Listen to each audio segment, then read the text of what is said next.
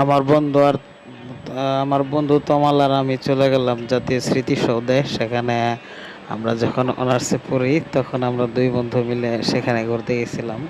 আসলে দিনটা অনেক স্মরণীয়, বন্ধুকে অনেক মিস করি। তো আজকের যে তমালকে আপনারা দেখতে পারতেছেন ভিডিওতে, সেটা আসলে সেই রূপ আর এখন তমালের নেই।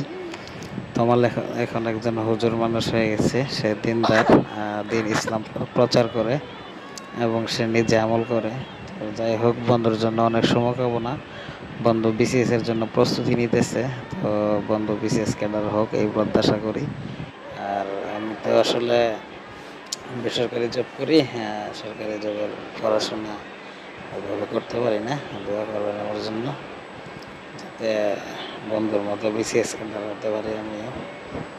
তো বন্ধু অনেক স্টাডি করে, অনেক স্ট্রাগল করতেছে পড়াশোনার জন্য, পড়াশোনা করতেছে।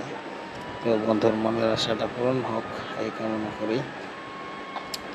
তো সব মিলিয়ে কেমন অনেক ভালো ছিল দিনটা, মেমোরেবল ডে বলা চলে।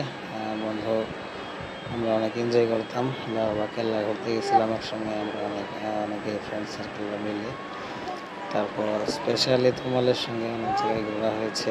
তো তোমার মানুষটা অনেক মিশুক মানুষ। তো বন্ধুর জন্য অনেক শুভকামনা, দোয়া রইল। তোমাল তুই ভালোভাবে পড়াশোনা করে বিশেষ করে। হ্যাঁ, থ্যাংক ইউ এভরিবডি।